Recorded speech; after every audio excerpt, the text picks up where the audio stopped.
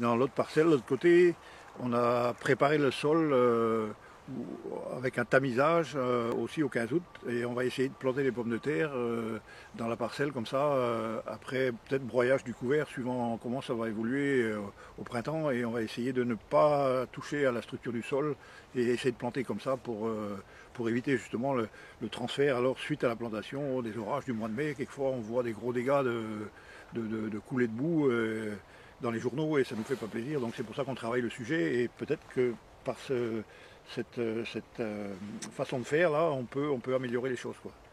Donc ici on est sur une préparation pour implanter une pomme de terre. Donc on a billonné, tamisé et semé avec un semoir classique sur le billon une fois tamisé, et après on a passé un butoir classique avec un petit tracker pour faire les buts comme ça devrait être après la plantation de pommes de terre. Et le but c'est de pouvoir, si on arrive à nos fins, de planter dans la butte sans retoucher au sol, après peut-être un broyage au mois de mars dès que les conditions le permettront, et donc de préserver les passages de roues avec l'enracinement du couvert pour éviter justement l'érosion et le ruissellement en cas d'un orage, par exemple après la plantation. Donc le but c'est ça, de garder la structure du sol au maximum sans la bouger au printemps.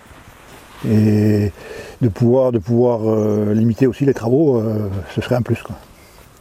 Ouais, donc là on voit bien le travail du chevelu racinaire qui a fait tout son travail pendant l'hiver.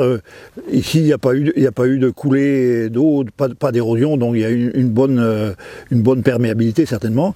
Et ici dans le passage de roue, le but c'est de préserver les résidus du couvert au printemps, et pour éviter justement l'érosion et les coulées, puisque les coulées d'eau au printemps se font par là, quoi.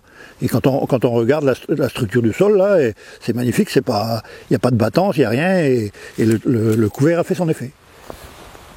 Sa productivité elle est là, ok. Et le plus important c'est de protéger ça. Oui. D'accord. Production, transfert. L'érosion se fait par là. Exactement. Et donc si on peut garder intacts les passages de roues ou les interrangs, je pense qu'il y aura moins d'eau en bas, quoi. Donc là, on peut voir aussi l'effet parapluie des couverts. Je pense que ça évite que le sol soit damé par rapport à une terre nue pendant l'hiver où on voit une battance. Ici, je pense que la masse ou la biomasse, la végétation qu'il y a là, a calmé un peu la pression de la pluie, et le sol est vraiment très bien resté, quoi. Même s'il est fin de par la préparation, il n'y a pas du tout de battance.